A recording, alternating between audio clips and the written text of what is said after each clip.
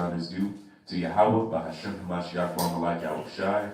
All praises and double honor is due to, again, Yahweh Hashem Yahushai. Shalom to the elders, house of David. Shalom to the sisters, the brothers, that's keeping it at home, that may be afar, throughout the four corners of this world. Shabbat Shalom. Today, on the Sabbath service, we will be touching on the household, how to conduct your household in order. All right? There's a variety of precepts all throughout the scriptures where the Lord is telling us how to get our household together. There are even examples on this man and that man. You can learn from what they did right and what they did wrong. Take that knowledge and apply it to your life. You understand? So it's only right that we start off with Sirach chapter 27, verse 3. Getting your household in order. And this is imperative, especially being in these last days. Satan, he's a hard worker. We'll put it like that. He's a very hard worker, and he's not gonna stop. He's gonna work day in and day out to make sure your marriage is falling apart. He got a nasty ass toolbox, and he's reaching in those tools. It's like you're reaching in a toolbox and throwing everything at your marriage. He's gonna jump on you. He might jump on your woman. He might jump on your kids. Anything, just to make sure everything is out of line. But you have to have the right equipment, the right shield, the right armor to deflect all that. You have to know how to combat that. You got to keep. The book of Sirach, chapter 27 and verse 3. Unless a man hold himself diligently in the fear of the Lord, his house shall soon be overthrown. What is the fear of the Lord? Unless you hold yourself diligently in the fear of the Lord, and your whole household shall be overthrown.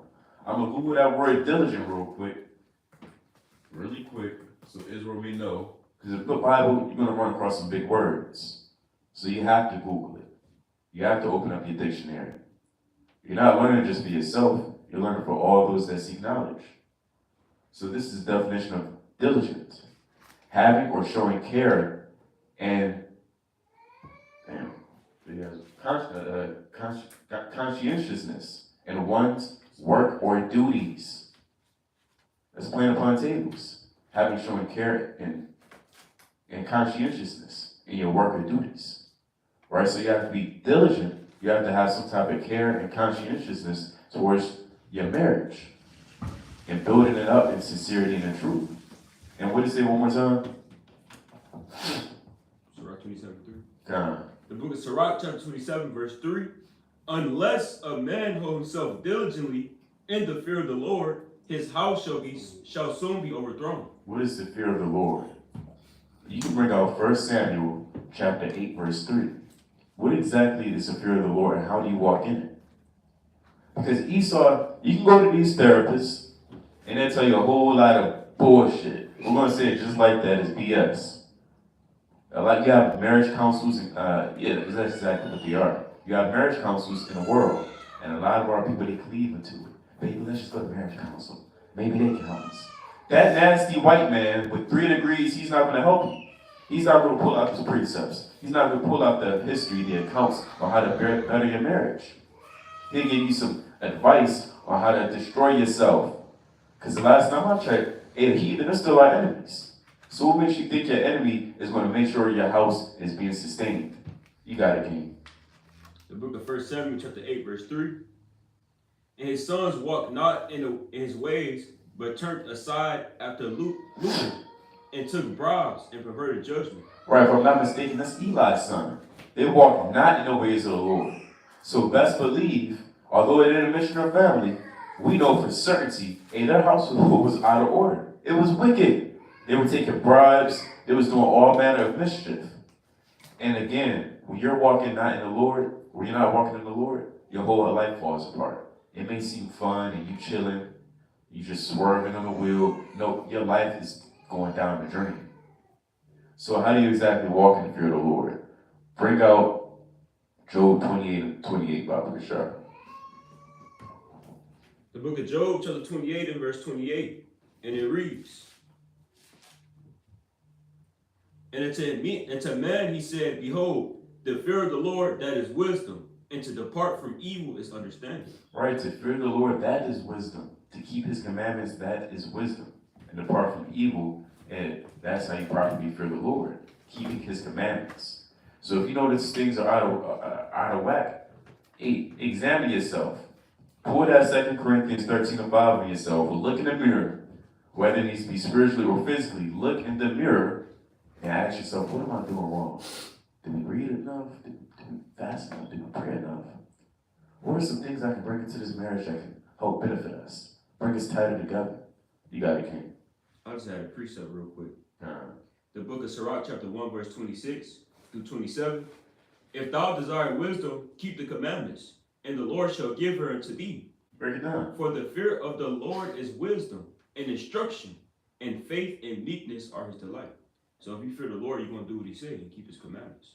And the Lord will give you wisdom to operate, to know how to hold your house diligently, to do all these things that we need, you know. You got it. All right. I got one more precept. Bring us to like 19:22. The book of Sirach, chapter 19, and verse 22. The knowledge of wickedness is not wisdom, neither at any time the counsel of sinners prudence. So again, when you go to these marriage councils, they're going to tell you some BS. It may seem like they know what they're talking about. They have no idea, because the Lord is in the front of their head, right? The scriptures, the precepts, the counsel of our forefathers, that's not in the doorpost of their head. So as a result of that, hey, they're going to tell you some terrible ass advice. That's why it says what it says. One more time, King. The book of Sirach, chapter 19, verse 22. The knowledge of wickedness is not wisdom. The knowledge of wickedness is not wisdom. Go ahead. Neither at any time the counsel of sinners prudence. Right, and those counselors, Lord knows what they're doing in the household. He's probably freaking off at the night, beating his wife. You know he eats abominable animals. So how can you attain wisdom if you're not keeping the Lord's commandments? What makes you fit to give counsel if you're not even keeping the Lord's commandments? That's why it says the counsels, like the counsels of, what is it? The non-prudence. It say, neither at any time the counsel of sinners prudence. Neither at any time is the counsel of sinners prudence. It's not wise. That's what prudence means. But I'm passing. I had a quick point too. I was gonna say, in a lot of those marriage counseling arrangements, they don't hold the two accountable, especially the women. Yeah, they feel like if they get them to argue or get them upset, they're doing wrong. You know what I'm saying? How do you feel about this? Yeah. No, what does the Bible say that we can do to get things right? How do I feel? You can't go off your mind. Yeah, you can't go off your mind. It's not. Of course, you can have emotions, but that's not the end all be all. You know, that's what I'm saying. Get Tobit, chapter 4 and verse 18, going into counsel real quick. I got a couple quick precepts on that I'm going to bring out. You said what? Tobit 4 and verse 18. The book of Tobit, chapter 4, verse 18, Right. It reads, ask counsel of all that are wise. Right, it says, ask counsel of all that are wise. We just went into wisdom, or we just went into who's wise, right? Those who's keeping the commandments, departing from evil. Right, read on. And despise not any counsel that is profitable. He said, despise not any counsel that is profitable. What's profitable counsel? The counsel of the scriptures, man. So you can't despise the counsel of thus said the Lord, man. Whatever the Lord say goes, man. And if you just keep it like that, then everything will be solid, man. But you can't let your emotions interfere with the truth, with the words of life, right? Because the Lord said the thoughts of mortal men are miserable, right? Keep reading. Keep reading. Yeah, keep reading. Verse 19, Tobit 4:19. Bless the Lord thy God always. He said, bless the Lord thy God always, read. And desire of him that thy ways may be directed. Desire of the Lord that your ways may be directed. Right? Desire of the works of the Most High. Right? The words of the Lord, read. And that all thy paths and counsels may prosper. Right? Then your paths and counsel will prosper. Then your marriage can prosper, man, if it's predicated on thus said the Lord. Right? Keep reading. For every nation have not counsel. The Lord said. For every nation have not counsel. Right? Every nation don't have this counsel, man. Right? So here it is, you sitting up with a damn Moabite with a psychology degree, and he trying to tell you about your marriage, man. Hey, the Lord didn't give him counsel, man. The Lord didn't give him the knowledge of the Most High. What better counsel is there but the scriptures? right? Our forefathers, our foremothers, how they dealt with things, right? Read. But the Lord himself giveth all things, and he humbleth whom he It's will. like it says, give us all good things, right? It's like all good things. Right, keep reading. And he humbleth whom he will.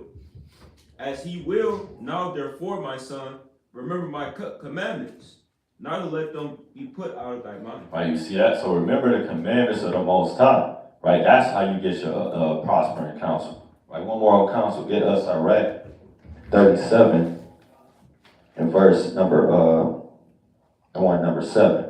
37:7. The book of Sirach, chapter 37, verse 7. Every counselor exalteth counsel, but there are some that counsel it for himself. Right, and what do you do with those counselors? You pay them. Right, so they counseling for themselves, man. So they can take their money and feed their family, man. Right, so you go into this counselor and all he's doing is literally charging you to talk to you about your marriage. When you freely can go into the scriptures and get this wisdom. Right, the brother had a precept. Sirach 32 and 19. Right, so right, 32 and 19, bring it up. The book of Sirach, chapter 32, and verse 19, and it reads, Right? do nothing without advice, and when thou hast once done, repent not. You see that? And it says don't do anything without advice. So you have to get counsel, but be wary of who you get counsel from. It has to be from a wise man. Right? It was more than you wanted. You go to verse 18. Right, verse 18. Yeah, bring that up. Sirach, chapter 32, verse 18, a man of counsel will be considerate, Right? but a strange and proud man is not daunted with fear. Even when of himself he have done without counsel. Right, so you want to do all things with counsel. Because that's proud, man, to not move in wisdom and accept the counsel from wise men. But when you get counsel, it has to be from the right person. Not some dude just because he got a damn degree in marriage. Babylonian marriage, man. Right? Based on Greek standards and all this madness, man. Right? Because like the brother said, they're not going to hold the woman accountable. The woman's always right in this society. So why would you go and deal with somebody who's not going to hold anybody accountable and not pull it thus saith the Lord? But get 2nd Esdras 14 and verse 13. Sirach, 2nd Esdras, chapter 14, and verse 13. Right? And it reads,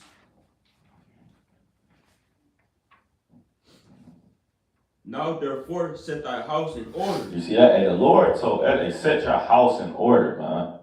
Right before you do anything else, right before you go out there, shake the hand, prophesy, hey, get your house in order, man. That's the first instruction he gave, right? Read. And reprove thy people.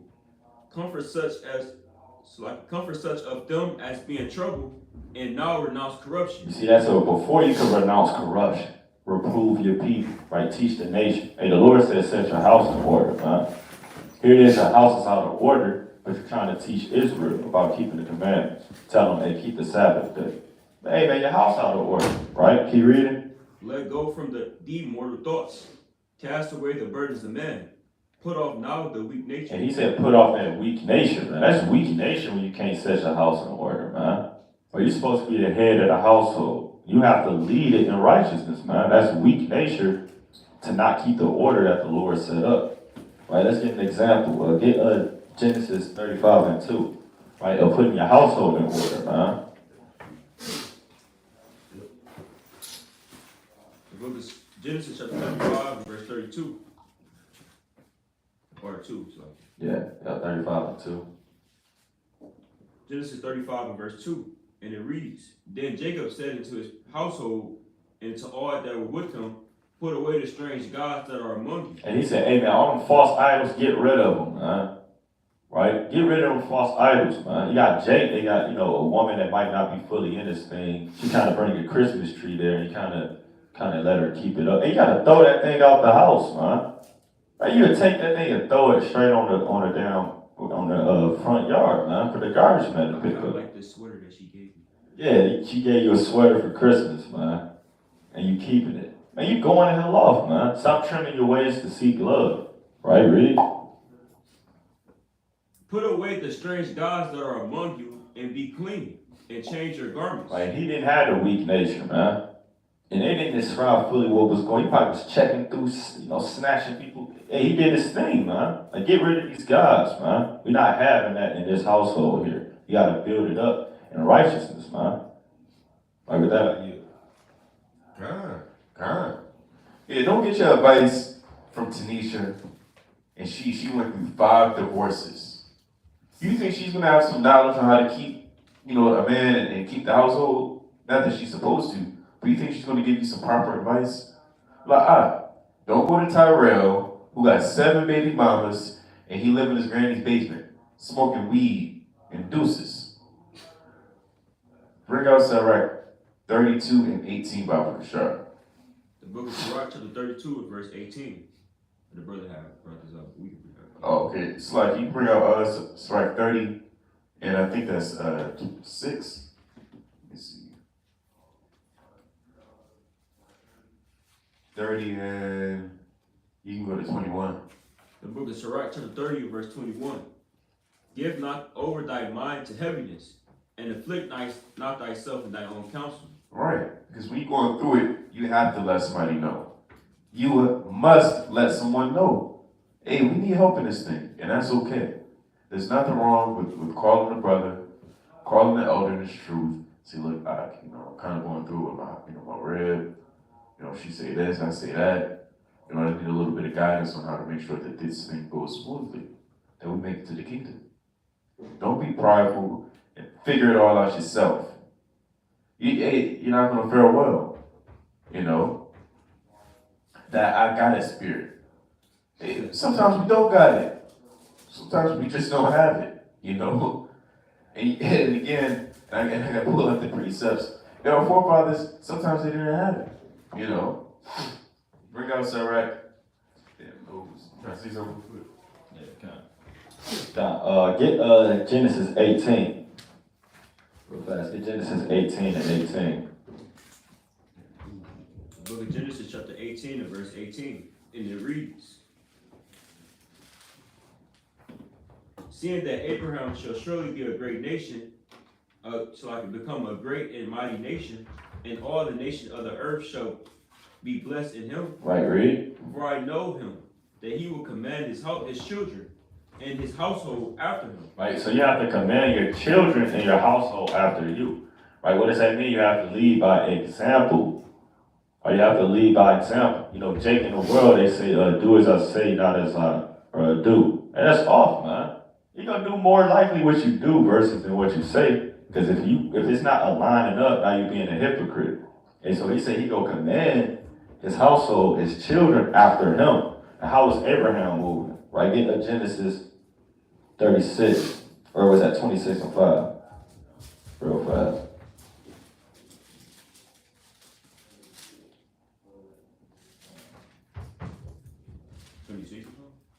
Yeah, Genesis 26 and 5.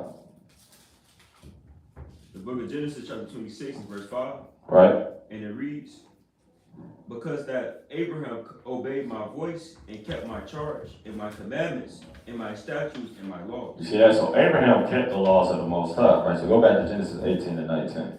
Genesis chapter 18, verse 19. Right. For I know him, that he will command his children and his household after him. Right. And they shall keep the way of the Lord. You see that? So he commanded them to do as he did, keep the way of the Most High. Right, read. To do justice and judgment, that the Lord may bring upon Abraham that which he has spoken of him. You see that? So he can bring upon them the blessings, man. Because that's how it works, man. It's each one teach one, right? Get us Psalm 78:5. Right? Your children is the next generation, man.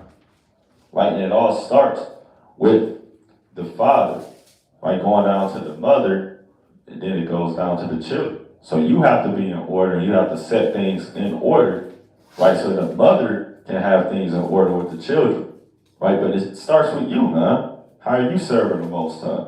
Right? If your household is out of order, we looking at you, man. Right? You go to McDonald's and all hell breaking loose. Right? You go into a restaurant, all hell breaking loose. You ask for a manager, man. But so nobody go say, dang, you rib. No, they go point the finger at you, man. Right? Bring it up.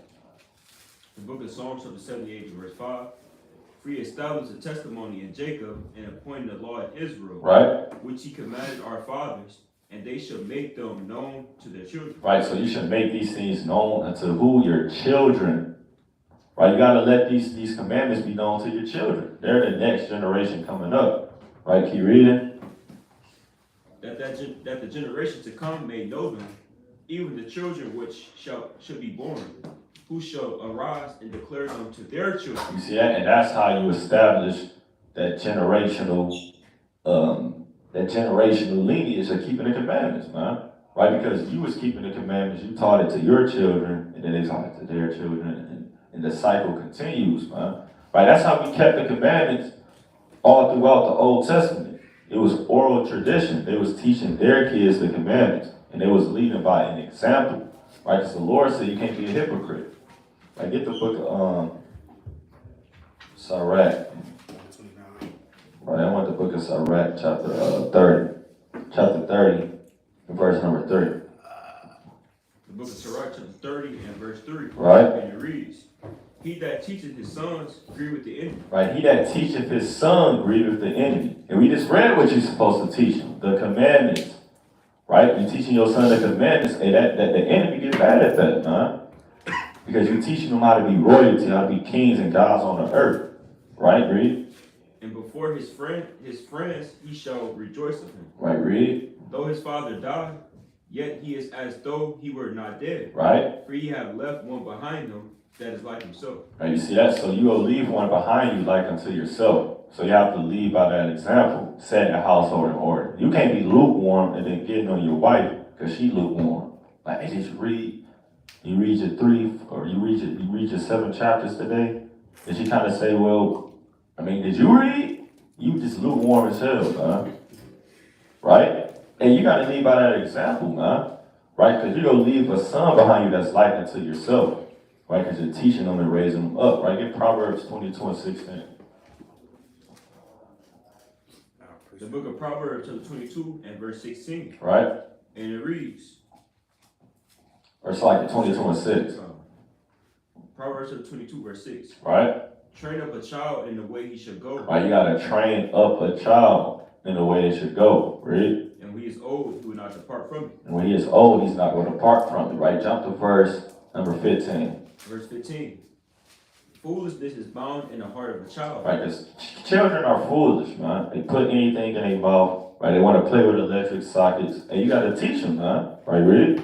But the rod of correction shall drive it far from you. Right? You got to have that rod of correction, man. Right? You got to base everything and predicate it off the scriptures. Right? And with that, I yield. God.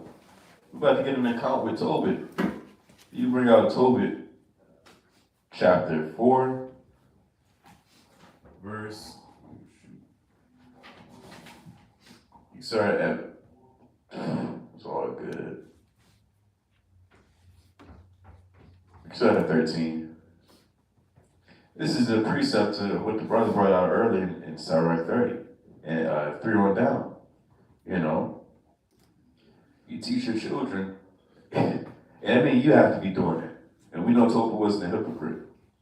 Everything he was telling his kids was like his child, you know, that's what his son was doing. You got it. Tobit 4 and 13. Now therefore, my son, love thy brethren, and despise not in thy heart thy brethren, the sons and daughters of thy people, and not taking a wife of them. For in pride is destruction and much trouble, and in lewdness is decay, and great want, for lewdness is the mother of family. Yeah, you got it. Let not the ways of any man which have wrought for thee tarry with thee, but give him it out of hand. If thou serve God, he will also repay thee. Be circumspect, my son, in all things that thou doest, and be wise in all thy conversation. All right. That do that to no man which thou hatest. Want to see? Kind of, just one more. Drink not wine to make thee drunken, neither let drunkenness go with thee in thy journey. Right. There's a little bit of information, advice. It may seem a little bit, this is huge. Because this is vital information to tell your child to make sure that he's not going off in the ways of the Lord. This is Tobit building up his family, his household. Right? And best believe. And his wife said, it's like he told his wife this stuff too. You know? It wasn't just him. He told her that. He told his son. I'm sure he told his brothers as well. He told us something. He told himself, he's moving in an image of the Lord. And now that he's moving in the image of the Lord, he knows how to teach his son to move in the image of the Lord, the image of him. Real quick, can you jump? Okay, you got it. I just had a quick point in Tobit. I just had a real quick point in verse 13. It's talking about not taking the daughters of the other nations, right? And I just wanted to get a quick precept to show that Tobit isn't a hypocrite. Get Tobit 1 and verse 9. Tobit chapter 1 verse 9. Right. Reads, furthermore, when I was come to the age of a man, I married Anne of my own kindred, and of her I begat Tobias. You see that? So he said, I married Anna of my own kindred. So he's not sitting here with a Moabite wife like, son, you know what I'm saying? You can't marry the other nations. Oh, he got a wife of his own kindred, man. And saying, follow after what me and your forefathers have done, and keep a wife of your own kindred. That's the only point I wanted on that. You got it. I get a precept, Isaiah 62 and 10. The book of Isaiah chapter 62 and verse 10, and it reads, Go through the gates, prepare ye the way of the people, cast up the highway, gather out the stones, lift up a standard for the people. Lift up a standard for the people. You break down. Lift up a standard for your people, show them a righteous example. And you lift up the requirements, you know what I'm saying? You lift up those standards, and those standards should be met like Tobit was doing. That's right. Like all our forefathers was doing. You regards Sirach 25 and 1. You gotta live up that standard. You have to be that example. You understand? And build those pillars. You gotta build up the pillars. You have to be the example. Right. And we started off with Sirach 27 and 3 because it's very true.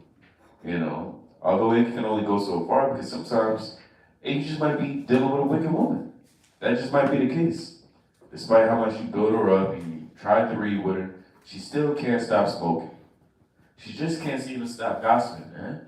You're trying to figure out why, but, brother, it seems like that's your lot. I hate to say it, but that just might be your lot. Vice versa. We know a lot of sisters in certain predicaments where the husband, they love smoking weed in the morning. That was the first thing they did. She wanted to pray, he wanted to roll up. You got it. 25 and 1. God. The book of Psalms, 25 verse 1. Is that right? Oh, slide. My bad. Sirach chapter 25 and verse 1, and it reads, And 3 things I was beautified, and stood up beautiful both before God and man. These 3 things are beautiful before the Lord. The Lord tells us ultimately what's beautiful before his eyes. A lot of people try to wonder, is the hills beautiful before him? Is me doing this? Maybe he likes this kickflip that I can do. I drew a painting. Does he like it? These are the 3 things that's beautiful before the Lord. The unity of brethren, the love of neighbors. The unity of brethren. He even tells you that in Psalms 133. And the love of brothers, like the love of neighbors. Because that's keeping the commandments. Go ahead. And a man and a wife that agree together. This is in the top 3. Top 3 things that the Lord loves. It's beautiful before him. A man and a wife that agree together. The Lord said that for a reason. Because a man in a marriage, if you agree on everything, something's not right. It's like if you don't agree, what I'm trying to say is, it's hard for people to agree on everything. Yeah, you're going to have this opinion, you're going to have that. So when y'all, finally come to an agreement, it's beautiful. You can finally kind of chill out, You got it. Con, brother, makes some beautiful points, man. Like, get the classic 1 Corinthians, the 3rd chapter, or the 11th chapter. Right, in the third verse. The book of 1 Corinthians chapter 11 and verse 3. Right? And it reads, But I will have you know that the head of every man is Hamashiach. Right, the head of every man is Christ. Again, you have to follow your head's lead, man. Right, read. And the head of the woman is the man. And the head of the woman is the man. So if you're being led by Hamashiach Yahushua, right, and you're following everything that he says, then your woman following everything you say, everybody's going to be in righteousness. Again, it all starts with you, and you have to be keeping those commandments. Right, keep reading. And the head of the woman is the man. And the head of Christ is Yahweh. Right, and the head of Christ is Yahweh, man. Right, and in Christ, he did everything that Yahweh said, man. He didn't buck up, man. So Jake, you can't buck up against the Lord, man. Right, and Eve, you can't buck up against your husband, man. Right, if it's all in righteousness. All right, let's get that in Ephesians. Right, get Ephesians chapter 5 and verse number 22. The book of Ephesians, chapter 5 and verse 22. Right? And it reads, wives, submit yourselves unto your own husbands. Right? As unto the Lord. Read that again. As unto the Lord. Read it one more time. As unto the Lord. So you have to submit to your husband as you submit to Yahweh Shah, man. And that's one of the deepest Bible verses in the scriptures, man. You have to submit. Are you gonna buck up against Yahweh Shah? Are you gonna say Yahweh Shah, I don't really like what you? So what the hell, man? How can you run your mouth against your husband when you gotta look to him as Yahweh Shah? Do you understand how deep that is, man? If you don't look at your husband as Yahweh Shah, you going off. Right? He's a king. He's a God walking the earth. Literally, he's an Israelite man in this truth.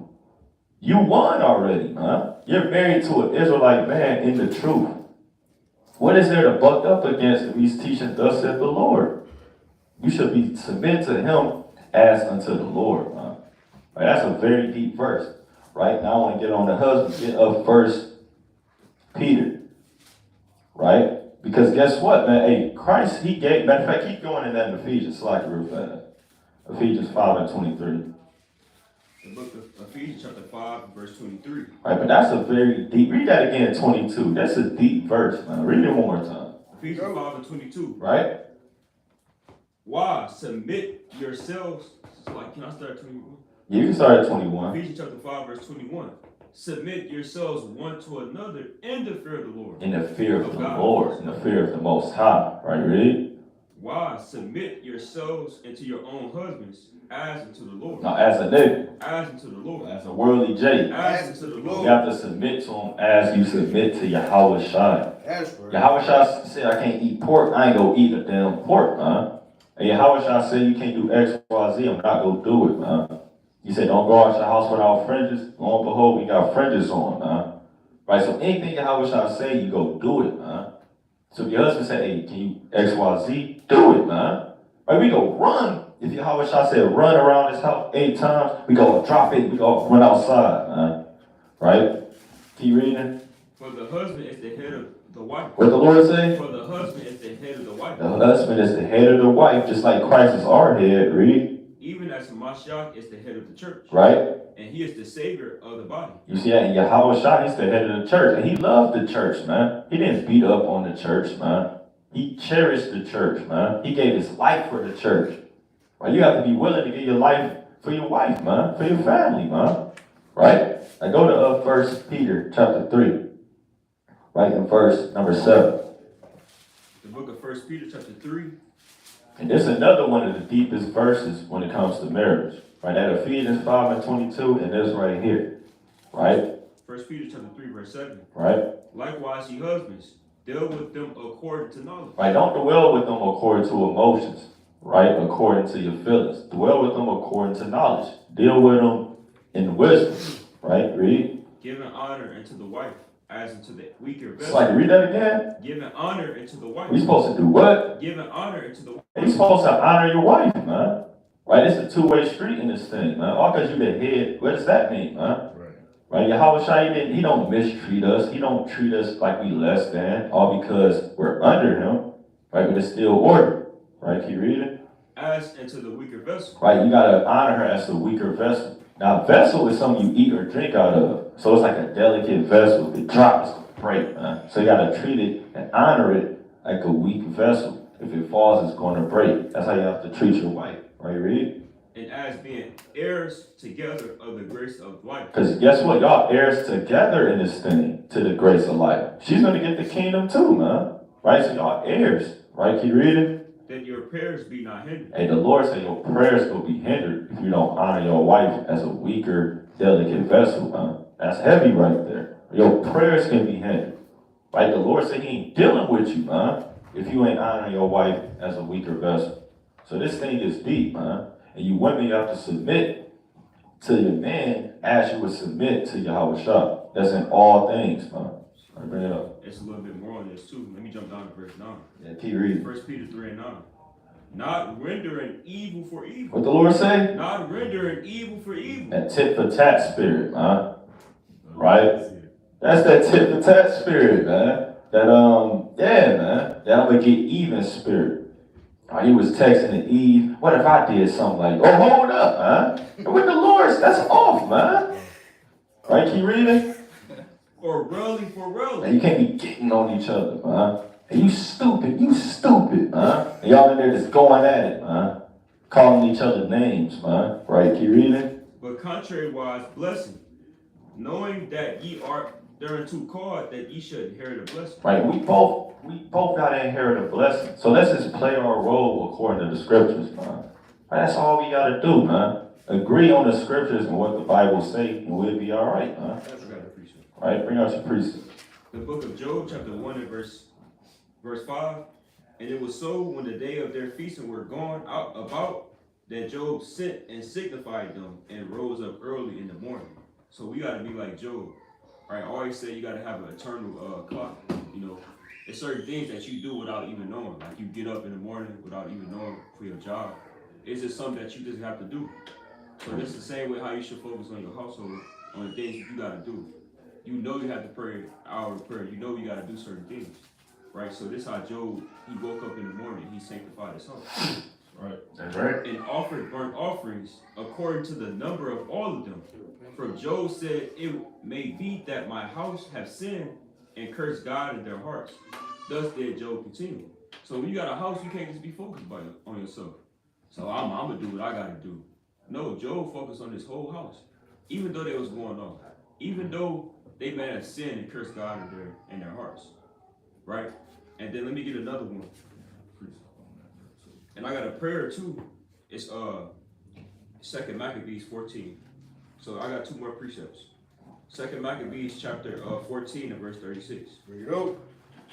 Right? So I said, bear with me. The book of 2 Maccabees chapter 14 and verse 36. And it reads, Therefore now, O holy Lord of all holiness, keep this house ever undefiled, which lately was cleansed, and stop every unrighteous mouth. So that's a prayer that you can say for your household, that the Lord keep your house undefiled and cleansed, because it was just cleansed, right? And let me get this last precept. The book of Sirach chapter 42 and verse 6. Short keeping is good where an evil wife is, and shut up where many hands are. Right? So if you know your partner is, going off, and you gotta short keep your wife. You know what I'm saying? You gotta short keep your house. Yeah, I want you to jump to Sorry. verse 9. Verse 9. Yeah, that's the point I wanted to go with that precept. He brought out in Job. Right? Bring that out. Sirach 42 and verse 9. The father waketh for the daughter when no man knoweth, Right? and the care of her taketh away sleep. Right? When she is young, lest she pass away the flower of her age, and being married, lest she shall be hated. You see that? So, hey, he said the care of a father take away sleep. All right? So you got to care that much for your family, man. That, like you said, yeah, Job was waking up early doing these different sacrifices. In this case, they cursed the Most High in their heart, even if they was going to hell off, celebrating their birthday, doing all kind of acts. Right? So that was a mighty point brought out. But that's all I wanted. get Sirach 9 and 1 The book of Sirach chapter 9 and verse 1. And it reads, Be not jealous over the wife of thy bosom, and teach her not an evil lesson against thyself. So you can't be jealous over your wife, or you can't teach her an evil lesson just because you have authority over her, or thinking you trying to manipulate her to get her to do what you say, and you teaching her something that's not according to the Bible. AKA y'all know brothers that, you know what I'm saying? Yeah, like the brother, yeah, I mean, I don't know if they can hear, but like the brother said, you don't want to teach them, all because you got power over them, you abuse that power Right. and teach them evil lessons, man. Like teaching them evil lessons so you can do your own thing and wickedness, man. Wicked. Like you kind of saying, hey, man, we can deal with prostitutes, so get off my case, man. And you kind of bring out some BS, man. So you can't do that, man. Right? She kind of catch you dealing with Esau, and you like, well, if you run me 73, it only says the Canaanites, Right. that concubines. That's wicked, man. Right? That's teaching an evil lesson, man. Right? Like you trying to get 100 wives, man. And then you like, hey, well, Solomon has 700 wives. Why can't I? Why can't I? Solomon has 700, so I'm trying to get 800. 800. That's off, man. I mean, I seen Jake. He said, I'm trying to get a wife in every state, man. Man. 50 wives. Good luck, brother. Good luck. It's utter madness, man. You bring out Tobit 2 Niggatry, man. and 11. The book of Tobit, chapter 2 and verse 11. And it reads, and my wife Anna did take woman's work to do. Right, so you have women's work. You know, for a lot of you Asians, I'm sitting back all day. I'm chilling. Look, hey, even women have work to do in the ancient world. Don't think the man, put their hands to the plow was the only man out there. You have women's work. I'll tell you that. Can you hold that real quick? Go to it's like Exodus 35:25. You have women's work. You say, well, I don't gotta do nothing. I'm Eve, Yeah, they take advantage of that. And I knew certain, he said, look, you wanna do it all. I said, what? That's off. Yeah, we get it, the man is the head of the household. You provide, and that's comely. But, given circumstances and captivities, sometimes it takes two to tango, But you got it, oh, yeah, you got it. So, Exodus 35. The book of Exodus, chapter 35 and verse 25. And all the women that were wise-hearted did spin with their hands. They spun with their hands, and they did that if they were wise-hearted. So if you weren't doing that, you wasn't wise-hearted back then. You got it. And brought that which had spun, both of blue and of purple and of scarlet and of fine linen. Blue, purple, scarlet, and fine linen. They were skilled with that thing, right? They did that's the ancient world sewing. They knew how to sew, crochet, knit. Crochet and knit, that's nothing new that Esau just invented. And we've been doing that. How do you think we had those long, glorious robes? And you think we're just, covering ourselves with beads at night? Somebody made those covers, man. Somebody made that silk, that linen, and man, it felt good. You got it. Do a little bit more.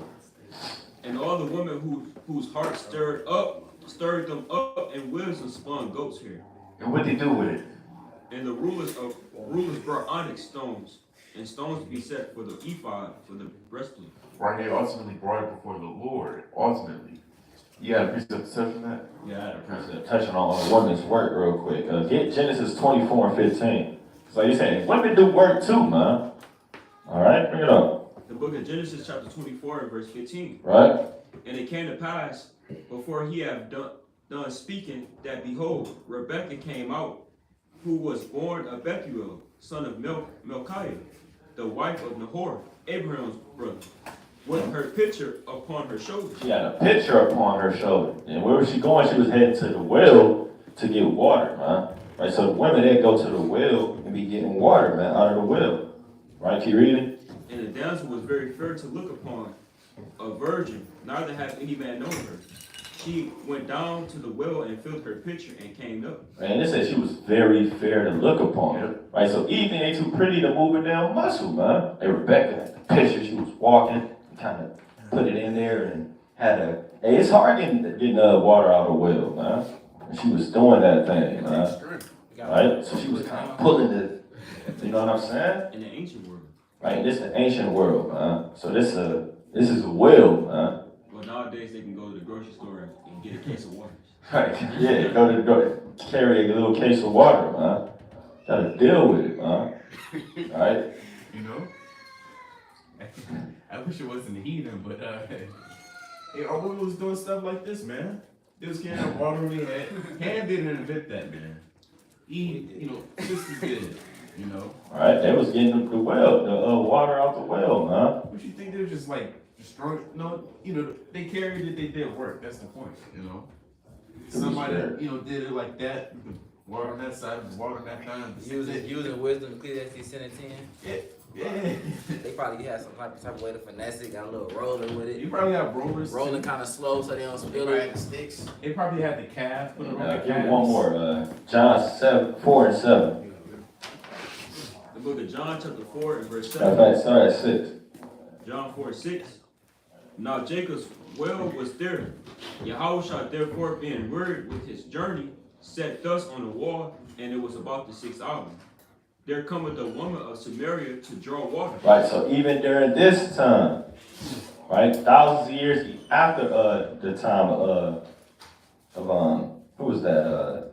Abraham, right?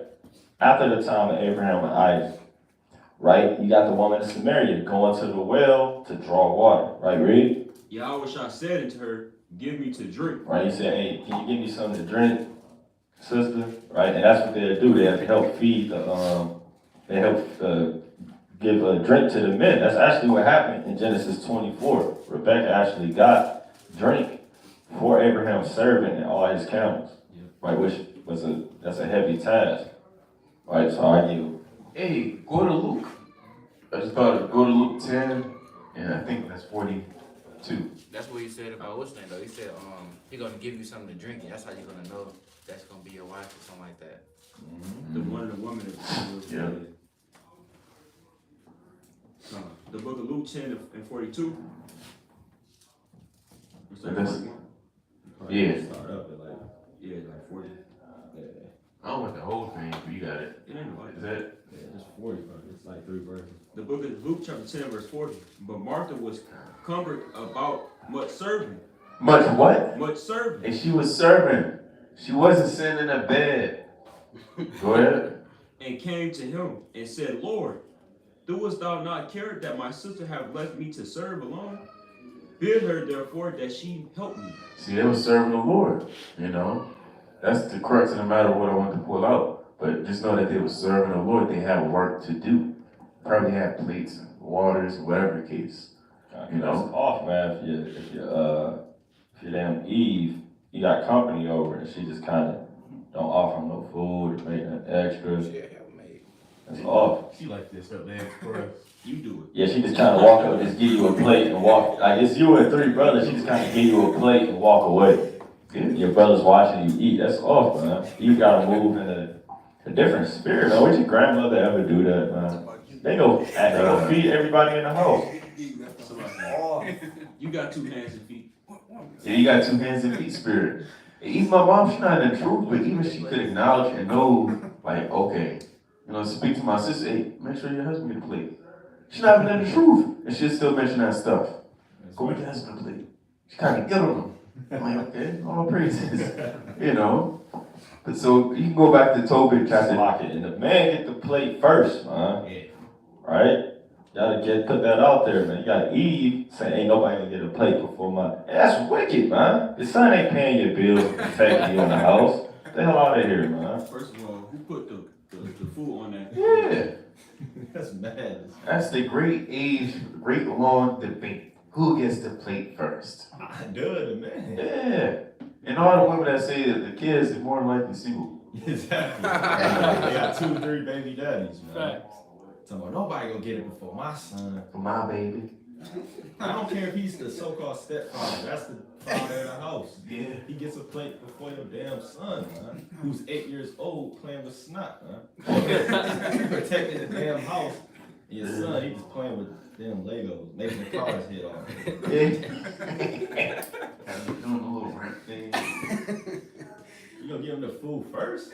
Your man Kids over take here like 2 starving. bites, man. Yeah, after a long ass day of work, he's dying of thirst. He's hungry. And he walk in the house and y'all just eat him without him. I would feel sick. Right, everybody hates Christmas. I was just about to say. Yeah, I was just about to say. Chicken, man. And then Chris ended up eating it. Yeah. Hell off. I want the big piece. It's off. Oh, hell, bro. I had appreciate it. I still, yeah, other one was done and told it. I mean, John. I mean, Luke. Luke 10. Yeah, he in Luke. Oh, no, that was it. We go back to Tobit 2 and 11. Because the woman got to do work, man. Don't think the household all yeah, the man, he plays a huge role. He has a lot of responsibility. We're not knocking that. We get that, right? That doesn't mean that sisters can do whatever they want, whatever they please. You're on the phone, gossiping all day. Just gossiping. And you read your little 3 chapters and that's it. You got to do something else.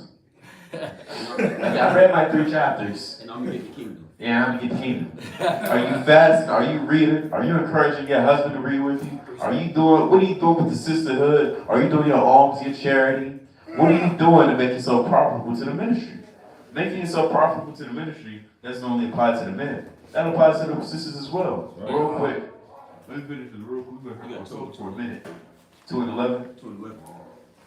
The book of Tobit, chapter 2, verse 11. And my wife Anna did take woman's work to do.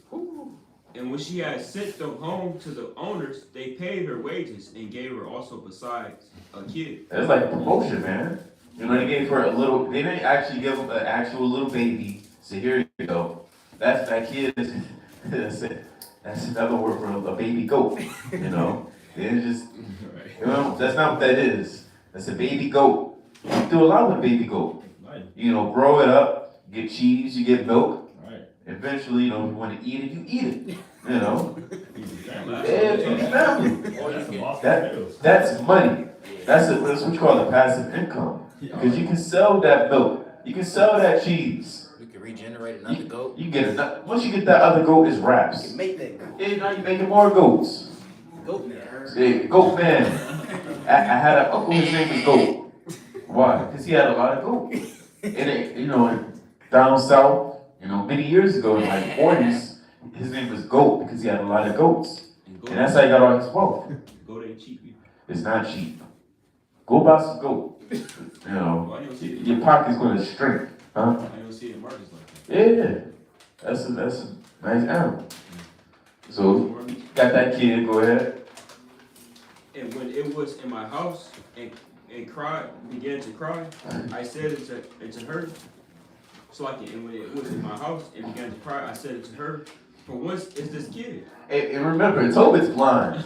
So he what the hell's going on? You got him confused. Is it not stolen? Did you steal this? You know, he kind of freaked out. Did you steal this? What's going on? Where did this come from? I didn't hear this yesterday. What happened? Start going on. Render it to the owners, Give it back to the owner. for it is not lawful to eat anything that is stolen. Right? But she replied unto me, it was given for a gift more than the wages. Howbeit, I did not believe her. See, you're a believer, man. Hey, this is a prime example. This is a little fight in the scriptures, man. This is what you call a fight. They got into it. He didn't believe her. She's telling the truth. Yeah, no, this is Jake and Esau. You know, they was saying, she's like, look, I didn't take it. Man. Yeah, you did. I want to hear that. Goddamn goat colonel.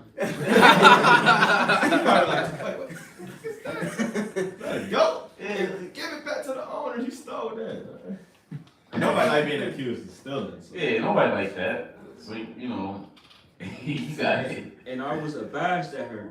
But she replied upon me, where are thy alms and thy righteous deeds? Behold, thou art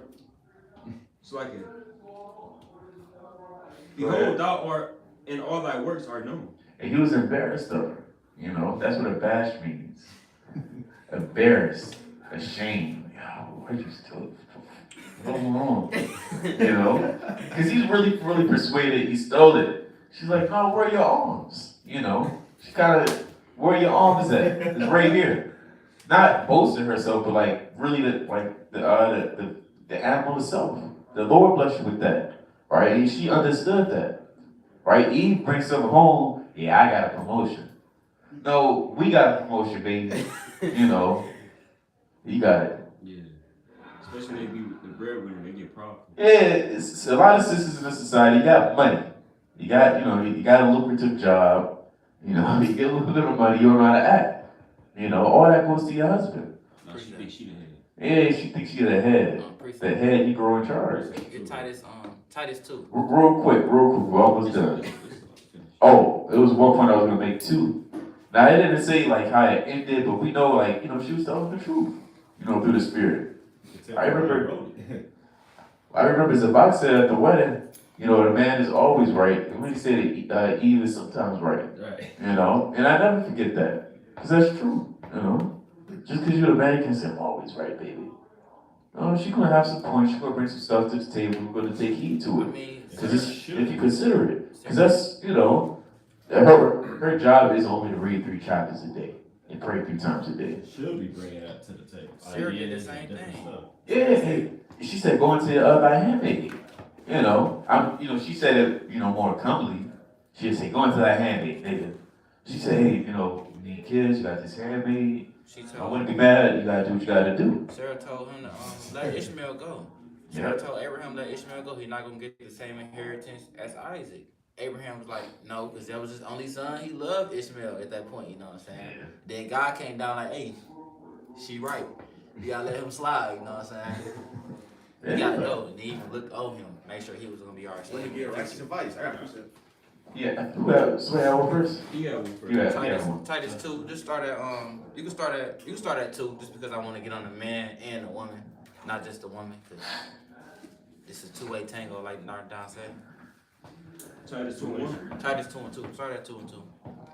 Titus chapter 2, verse 2. That the aged man be sober, grave, temperate, sound in faith, in charity, and patient. To be sober is to be in the right doctrine.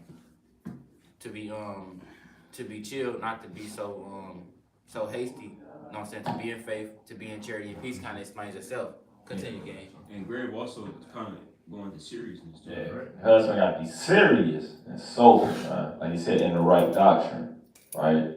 And literally sober. The aged woman likewise, that they be in behavior as becometh holiness. Right? A woman got to be holy, set apart. Godly. Not false accusers. Not what? Not false accusers. Not that on gossiping, lying on folk, right? Not giving too much wine. Right? They can't be a drunkard, man. She had the feast day finished, right? And like the brother said, or a false doctrine, right? Started bringing out things that's not in the scriptures. Teachers of good things. They gotta teach good things, the scriptures, and the commandments are good. That's Romans 7 and 12. She gotta be teaching the commandments, right? Read. That they may teach the young women to be sober, to love their husbands, to love their children. Right, you gotta love your husbands and your children in this thing. To be discreet. To be discreet, right? Between good and bad, man. Ain't that's like not being too known. Yeah, not being out there, not being too known, right? Face. Right, low key, read, Chase. right? Keepers at home. You gotta be a keeper at home. You have to keep the house, man. And I was going to like the the blue letter.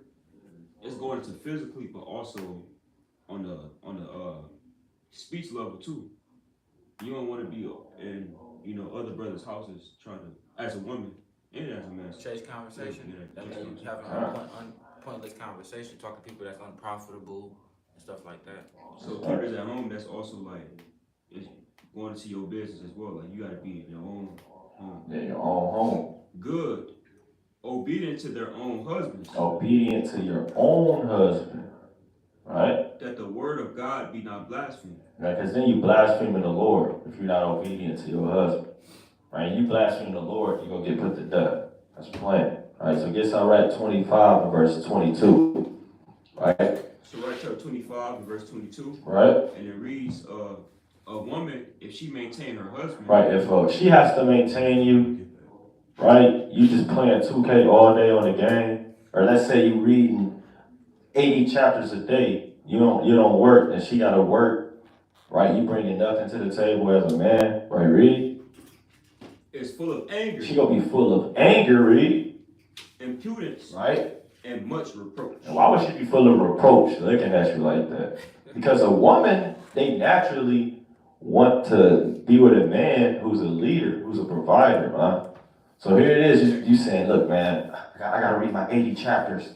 And you just kind of flipping through and your hair growing all crazy and you're not working because you're in a dark room with a lamp, like swinging, and you're just reading the Bible for 20 hours, sleeping for 4 hours, man. And all you do is burp, fart, piss, and shit, man. Kind of musty.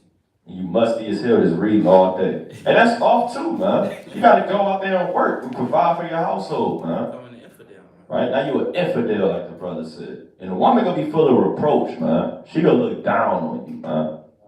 Right? He made me think of that when they said breadwinner. And as you know, sometimes they might have a more lucrative job, but if you still have to maintain things, man. Right? She can't maintain you. She see you not doing a damn thing, but sitting on your ass, man. Even if you are claiming you're doing it, that's not doing the work of the Lord. Reading for 20 hours and not provide for your family. It's a balance in this thing, man.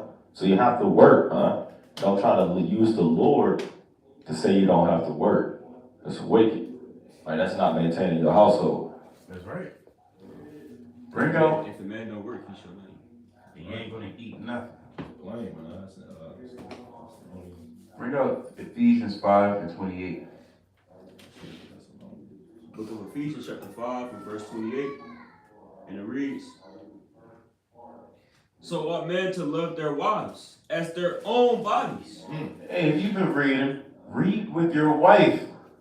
Brother, she's dying of thirst. She hasn't read. You know, you can read by herself, but if y'all two, y'all want flesh, y'all gotta read together. You gotta break things. The Lord didn't say thou shalt read. Yo, you know that because you're the head of the house.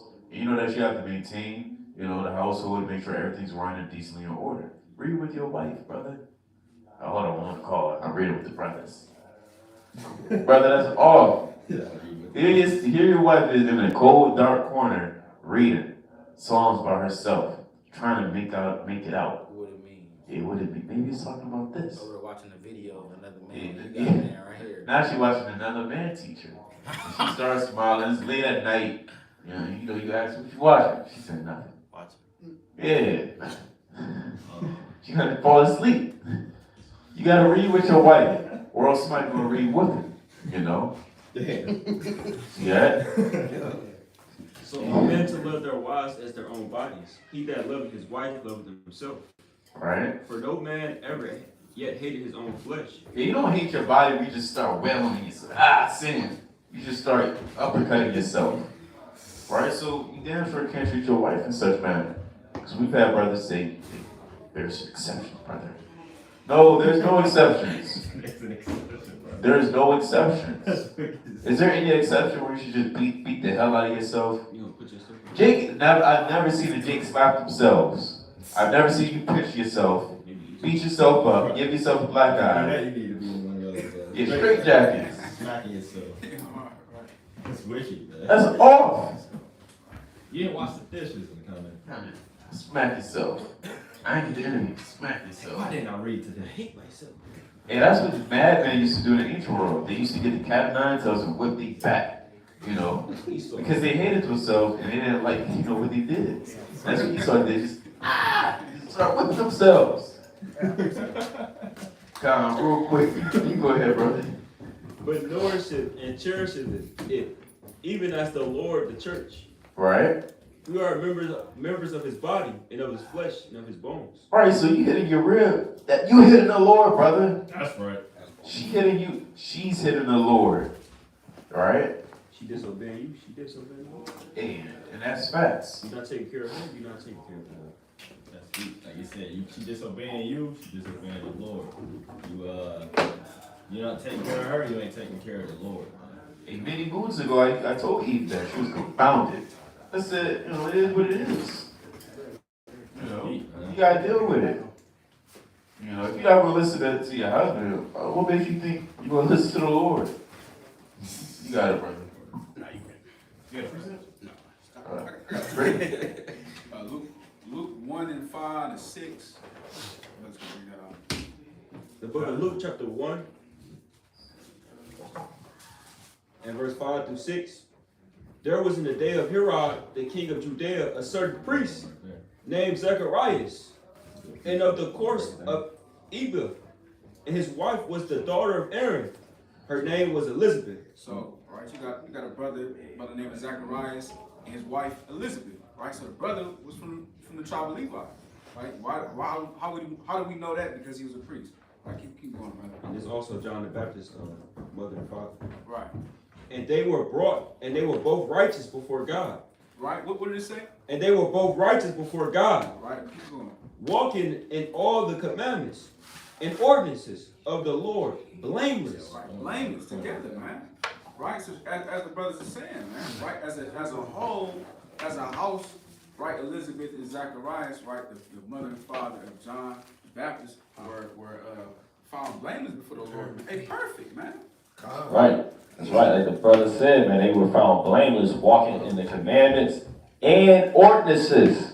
I wanted to touch on that, man. The ordinances, man. Things you find all throughout the scripture. Different ordinances. Like having your head uncovered while you teach. That's an ordinance, right? Things that was kept as the same reference as the commandments in the Torah, right? So there's different ordinances that they kept that make them blameless as well, right? I had to point that out. It's a little warnings too. Like you read. Luke 1:6 and 1:8. And it came to pass that while he executed the priest's office before God in the order of his course, according to the custom of the priest's office, his lot was to burn incense when he went into the temple of the Lord. And the whole multitude of the people were praying without at the time of incense. And there appeared unto him an angel of the Lord standing on the right side of the altar of incense. So that was Zechariah, his lot was to burn incense. You know, that's heavy. Yeah, that's a heavy lot. You gotta burn the incense, burn the Lord. Right then he was doing the different sacrifices on the altar, right down every morning and evening to the Spirit. Alright. And then when you keep reading that same account, you had the angel that telling him while he was burning the incense and praying that his prayers was being heard. And then you look that up in Revelation 8:3 that the angels present our prayers with incense. That's right. And they was praying without the court. They was praying without the temple at the time of incense. That's how you know that's the hour of prayer. When they pray during the time of incense through the Spirit. But yeah, that's a mighty account, man. They was keeping the commandments and blameless together. The commandments and ordinances, man. All right, there's different ordinances in the scriptures as well. Right, which you had something to bring it up. I'm gonna bring it out. This 2 Samuel 11:27.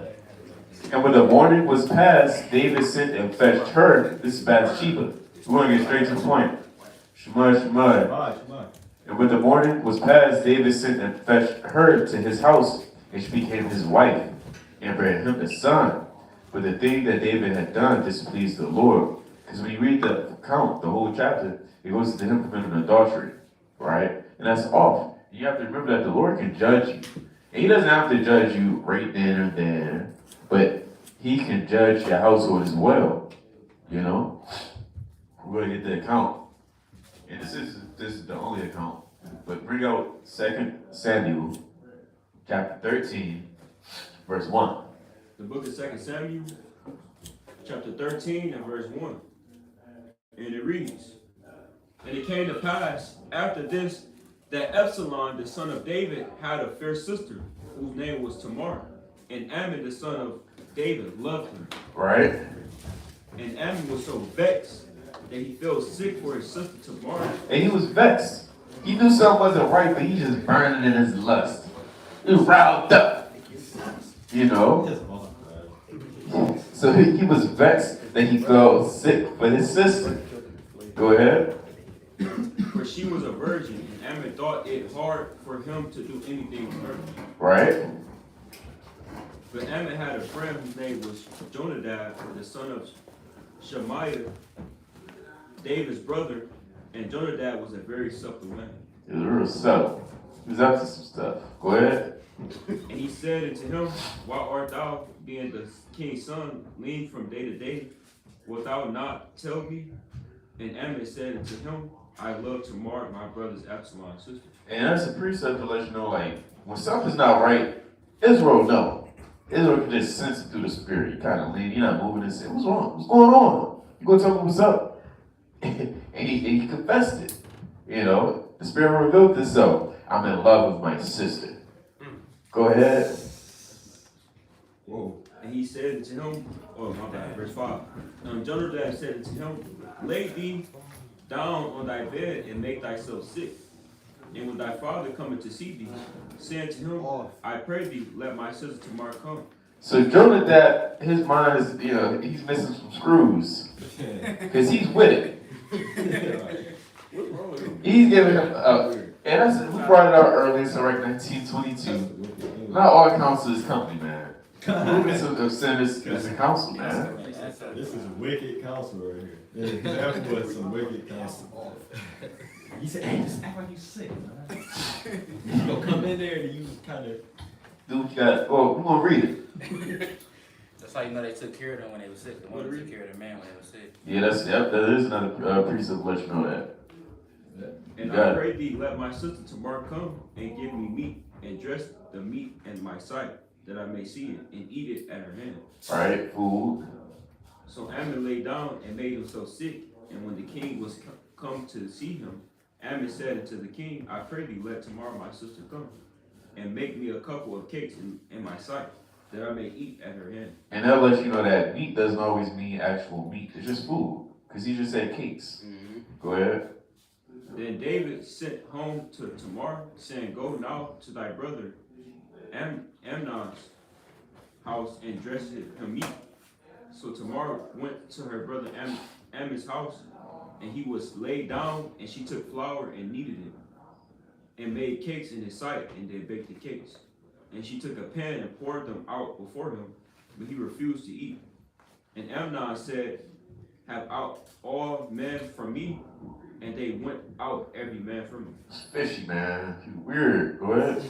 And Amnon said to Tamar, bring the meat into the chamber. So everybody leave the room. Yeah, give us a minute. That I may eat of thy hand. And Tamar took the cakes which he had made and brought them into the chamber to Amnon his brother. And when she had brought them into him to eat, he took hold of her and said unto her, come lay with me, my sister. Just bold with it. Let's get, you get it. You go ahead. And she answered him, nay, my brother, do not force me, for no such thing ought to be done in Israel. All right, because she remembers the commandments. Go ahead. Do not this follow. Do not thou this follow. You continue. And I whither shall I cause my soul shame to go. And as for thee, thou shalt be as one of the fools in Israel. Damn. Now therefore I pray thee, speak unto the king, for he would not withhold me from thee. Howbeit he would not hearken to her voice, but being stronger than her, he forced her and lay with her. She tried to play it crazy. Like, look, the king ain't gonna just ask dad about it. Trying to play it crazy. Mm-hmm. She tried to be subtle. You got it. Then Amnon hated her exceedingly, so that the hatred wherewith he hated her was greater than the love wherewith he had loved her. And Ammon said to her, arise, be gone. Get out of my face. After he lied with her. He was sick with himself. He was bad. His mind wasn't right, man. That was He lust. burned in it. And that's the precept let you know when you burn in your lust and you fulfill your wicked works. You gotta get mad at it. Damn, why did I do that? Damn, I didn't mean to do that. Yeah, that's exactly You what freak it happened. off into that. Oh, why did I do that? Shit. That's exactly what happened. He was mad at her. It That's- went off. Oh, this is the priest. This all goes back to 2 Samuel 11. You know that adultery spirit. That spirit can kind of rub off of people. You know. David wasn't running the right. Yeah, but David wasn't running the righteousness. His household. That's a bad start to a household. You know, a relationship run out of adultery. You know, and in fact, that when you read the Wisdom of Solomon, his sons got a bad name. You know, or typically, you know, you see that David was David. I'm sure you know, but nevertheless, the point is you can't be doing that. You can't move in that spirit off of lust. You just lie with a woman and yeah. She got fringes, she got this, that, the third. Just moving in lust, man. Moving with your junk, as they say. She ain't the right one. You said what? She ain't the right one. See that? He was thinking with his rod. Thinking with his rod and not with his mind. He said, Hey, think with your ride. yeah, you can't think with your rod. You know, the household can't be ran off with lust either. Yeah, just freak off all day. This is not the place for everything. That's all I'll say. You know. I want to find this account real fast.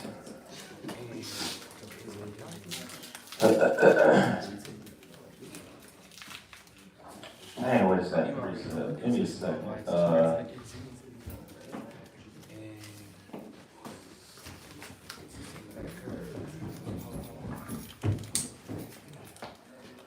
Give me Second Kings.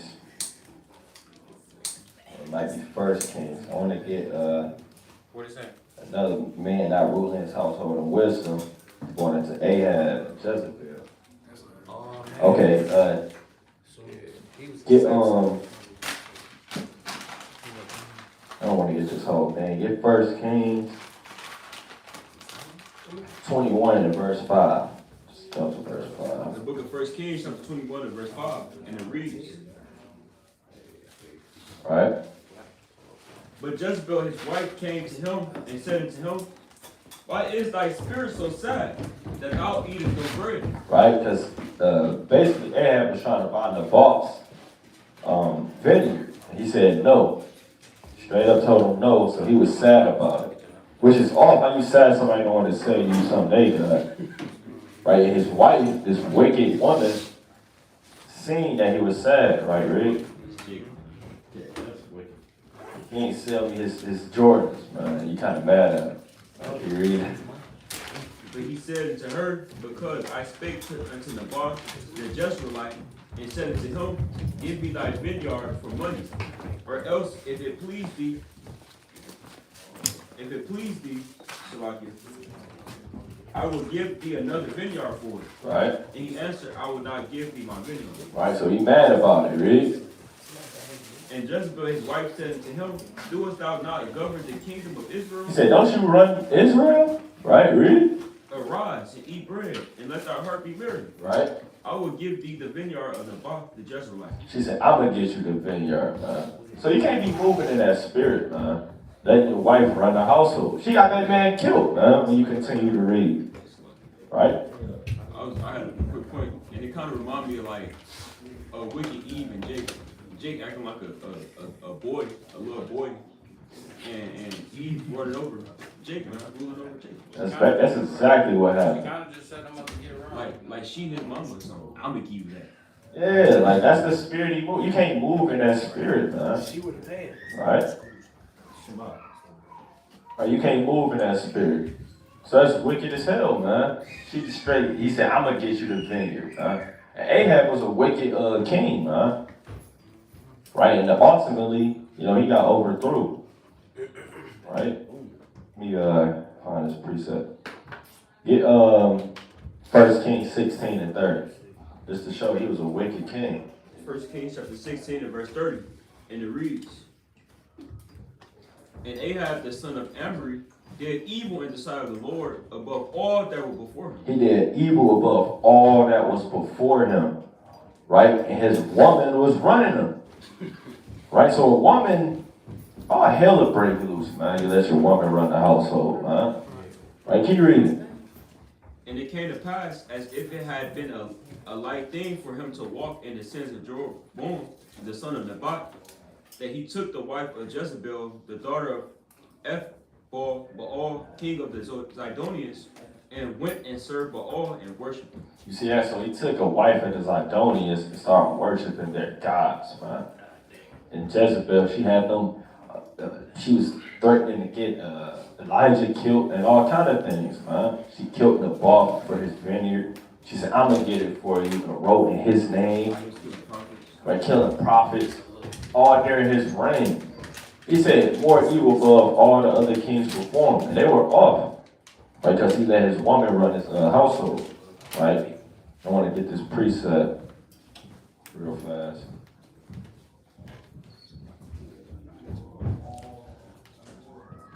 Get Sirach, right, 7 and 26. The book of Sirach, chapter 7 and verse 26. Right? And it reads, hast thou a wife after thy mind? Right, so if you have a wife after your own mind on one accord, she's obedient to the words of the Lord, read. And forsake her not. Right, you can't forsake her, read. But give not thyself over unto a light woman. Right, you can't give yourself over to a light woman. And that's what Ahab did, man. Give himself over to a heathen woman. A light woman. Right, meaning, yeah, pretty much. She's not the sharpest knife in the drawer, man. Right, that's a light woman. Dinky, man. You don't want to give yourself over to that, man. You want to have a woman like after your mind. You don't want to forsake her and give yourself over to a Jezebel. You don't want a woman that just lets you be whatever you want to do too. I guess so. Yeah, you don't want that. That's a light woman. She lets you walk out looking like a fool. Yeah, that's off, man. You want a woman that's, and she'll help me, man, all ways, man. She sees certain stuff you might not see, man. Kind of say, hey, well, X, Y, Z, like, whatever, man. Or you want a woman that's gonna be righteous too, man. That's right. Right? Like equally yoked, like you said, yeah, precept. Right? So let me get Bring it out. Okay, you bring out Ephesians 5 and 8. Bring it out. The book of Ephesians, chapter 5 and verse 8. And it reads, for ye were sometimes, you said 28 or 5 and 8? 5 and 8. For you were sometimes darkness, but now are you light, but now are you light in the Lord. Walk as children of light. Right, and you have a lot of Israelites, they came into this truth with a significant other. You were in the darkness before. Jake, you didn't know the precepts, you didn't know the breakdowns. You didn't know nothing. You didn't know your identity. But now, coming to the truth, coming upon this knowledge and wisdom, this beautiful, beautiful commandments, now is the time to make sure that your household is in order. That's right. You gotta come out of that darkness. Y'all used to smoke together. Now you gotta read together. You used to gamble together. Now you have to fast together. You used to be around everybody. Now you gotta be just, separated, to be honest. Why? Because go to Sirach 27 and 12. Sirach 27 and 12. The book of Sirach, chapter 27 and verse 12, and it reads, if thou be among the indiscreet, observe the times, but be continually among men of understanding. Because when you're in the world and you're in a relationship, nothing's really governed in that relationship. You're not, being held to any standard. You're winging it. There's no wisdom that's moving that relationship, that's driving it. So it's on autopilot. Like the brother said, you're winging it. So bring that out one more time. If thou be among the indiscreet, observe the times, but be continually amongst men of understanding. And again, because when you're in the world, you got a lot of friends, especially if you're in relationships. You may have this friend and that friend. Well, this sister, she got to cut off her friends. No male friends. Look at your parents. Does your mom have a male best friend? No. No, that's not a thing. At least she shouldn't. Typically, hey, the mom, they don't got a male best friend. And if they do, you gotta tell your father about that. And if you don't give a damn, that's on him. His mind's not right. He gonna end up waking up and realizing why he should have said something. Because a lot of sisters think, why? He's just a friend. You got a baby that look like your best friend. Yeah. And that old Biz Marquis song, saying he's just a friend spirit, man. Next thing you know, he's your husband. That's your stepfather. Yeah, that's your stepfather. So you gotta, cut all ties being in the world.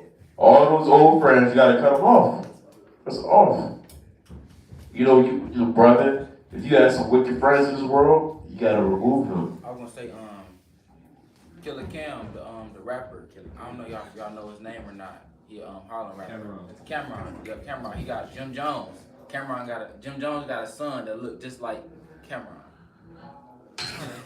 Like, this is my son, this Jim Jones' son, but look at Cameron, and he looked like Cameron. That's like Jay-Z daughter. It looks just like Beyonce. what's that other girl name? Destiny Child. Beyonce. I don't know the other. Kelly Rose. Yeah, her child looks just like Jay-Z, bro. Shit weird. Oh. Yeah, you don't want to, you know, That ain't no coincidence. you kind of being off. No damn coincidence. They've been around each other for 2 years. Hey, you gotta let go of them old friends, man. Y'all grew jeans together, huh? And if they can't let go of their friends, you gotta let go of that sister. You know, if y'all courting, you know. But if y'all like married, you gotta encourage her. You gotta tell her really. But you got a point. You're ill. No, I want to know what precept that was. That you had to bring up. That's all right. 27 and 12. You know, you gotta be around the right people, the right crowd. Right. And if you just so happen to be in a situation where you know, have to be around with, you know, for example, family, you gotta deal with it at the moment. You know, that's the time to, you know, strengthen yourselves. I was going to say, the scriptures say, corrupt communication, evil communication. That's right. That's Sorry. 1 Corinthians 15:33. Sorry, 9 and 9. Uh-huh. Sorry, 9 and 9. You grab it. You don't wanna be kind of. But then Sirach chapter 9 verse 9.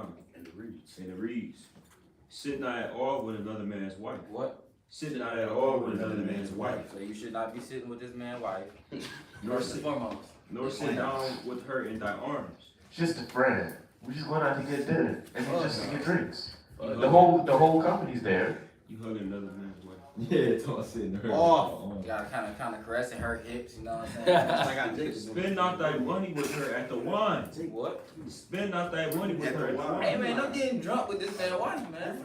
That's like, you asking for something bad. You wanted to happen. What Jake do in the world on the left hand side, he get Eve drunk, then she get an excuse to say, you know what?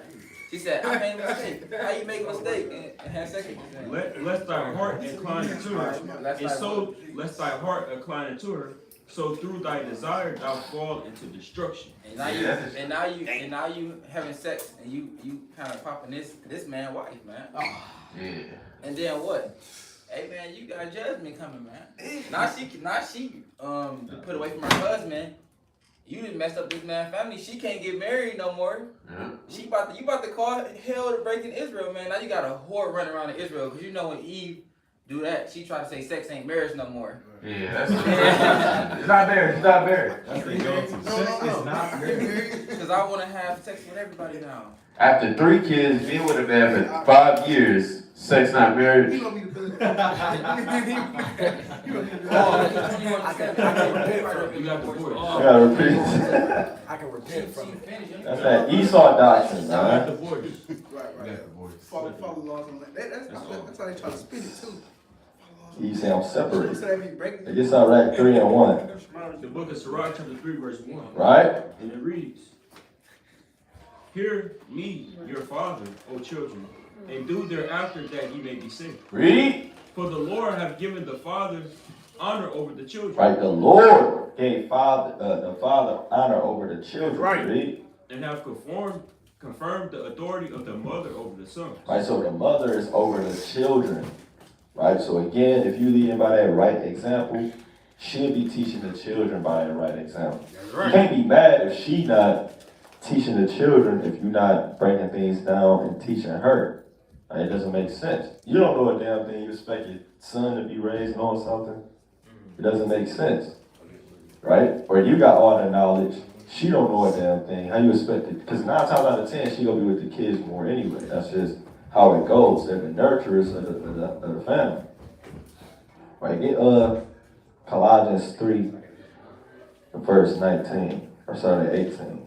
The book of Colossians chapter 3 and verse 18. Right. And it reads, wives, submit yourselves unto your own husbands, as it is fit in the Lord. Right, as it is fit, man.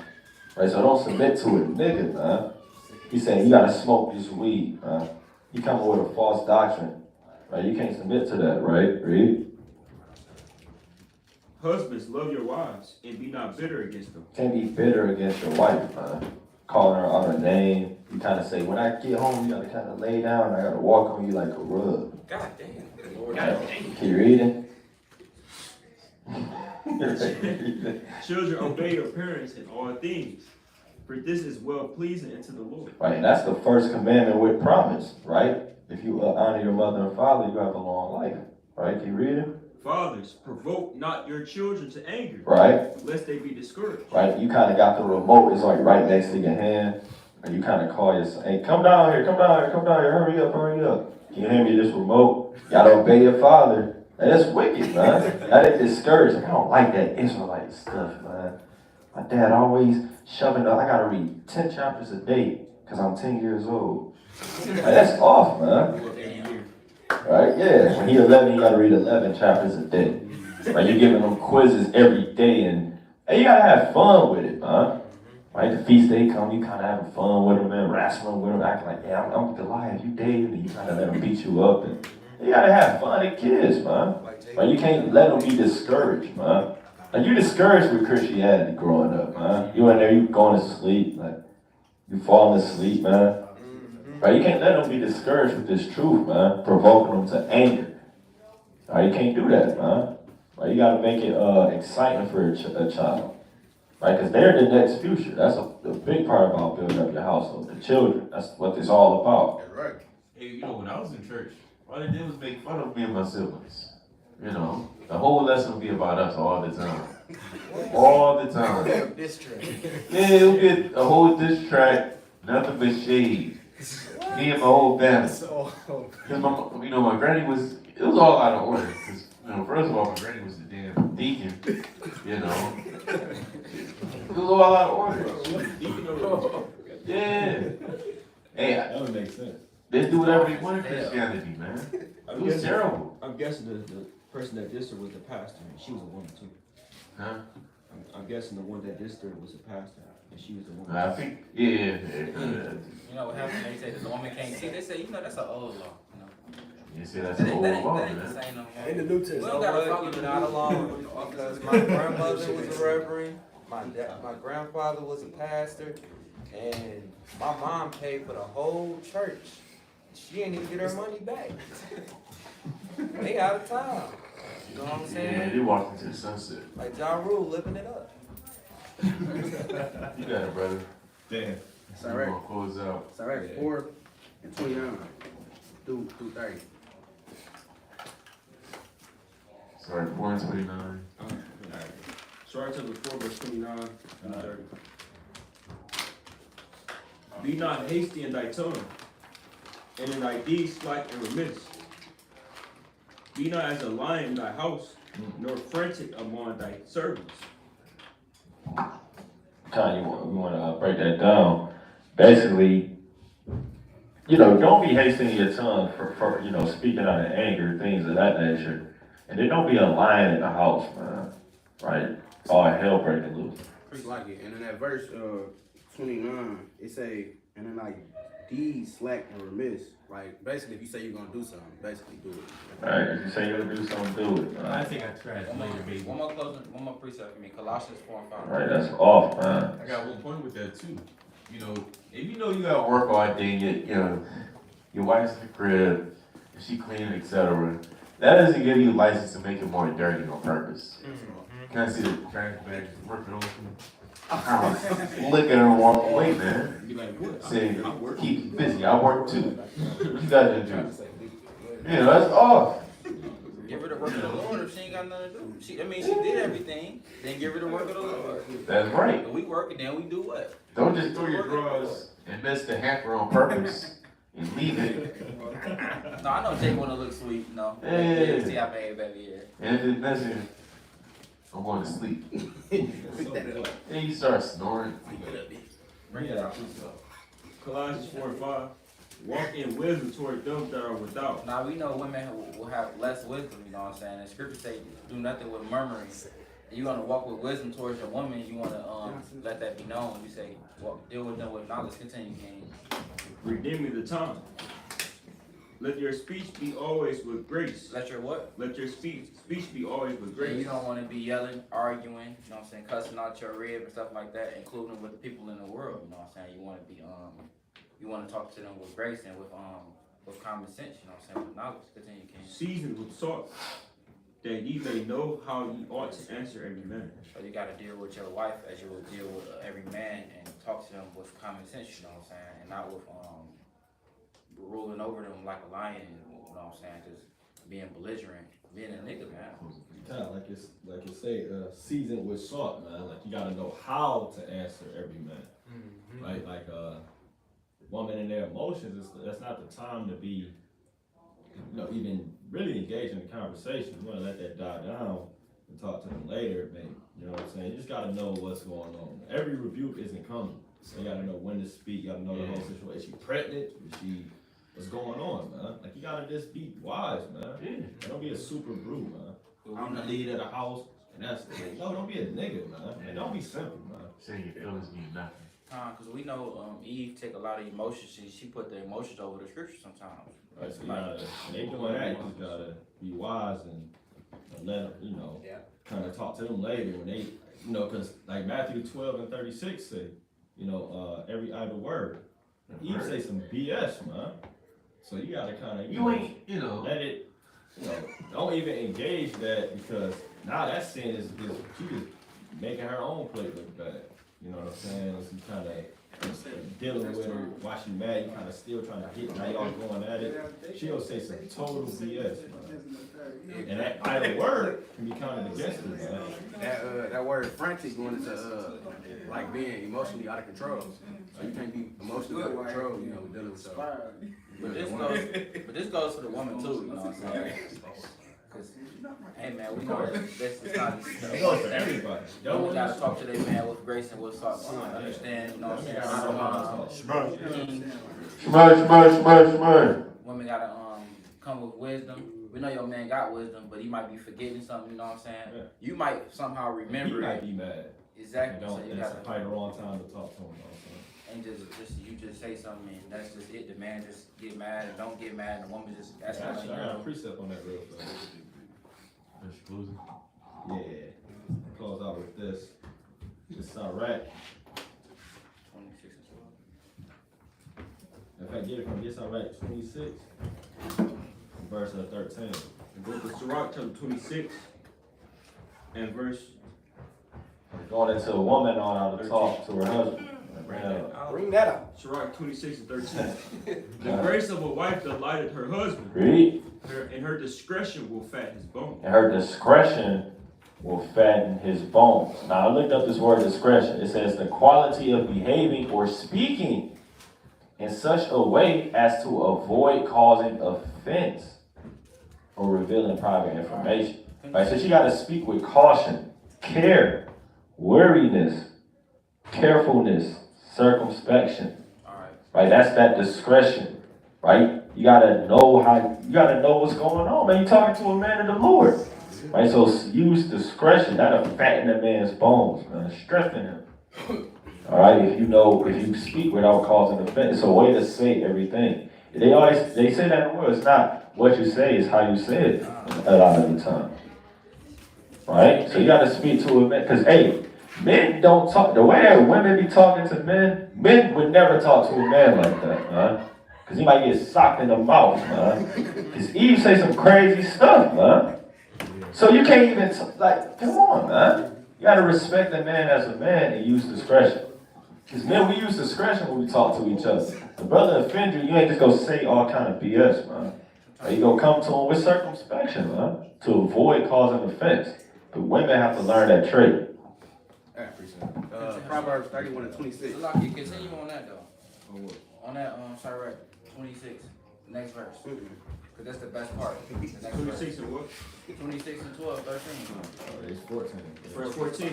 A silent and loving woman is a gift of the Lord. And what? A silent and loving woman is a gift of the So Lord. even if we're in an argument, just imagine you in the y'all kind of getting in a little dispute, and you just cut her with the scripture, she just shut up. Be quiet. Like the brother said, imagine y'all getting into it. You cut her with the scripture and she be quiet. And no rebuttal, no nothing. Man. Don't that sound much better? And then even if it is irritation, she just be quiet and just wait. And just wait till the situation's done. She says stop. So it's not heated no more. Then she come back and say, you know what, baby? And mind you, he said cut with Blah, the blah. scriptures too. Mind Once you, the word come out, what else? Nothing else to say, man. Sirach 31 and 26. Bashiach. Sirach chapter 31 and verse 26. And it reads, Right? The furnace proved with the edge by dipping. Whoa, 31. All right, 31. Let's write 31 and 31. 31 and 26. And what? 31 and 26. Like 26. All right. The furnace proved with the edge by dipping. Oh, Proverbs, by the way.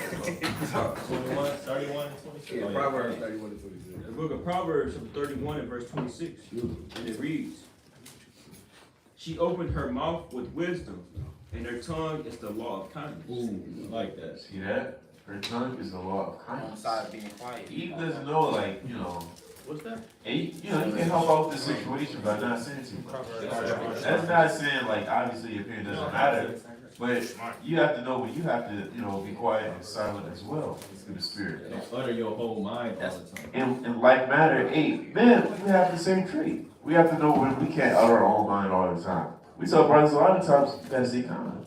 Keep it pushing, you know? Salaki. Not, oh, my bad, bro. I didn't think that was one issue or this and that. Just say, Salaki.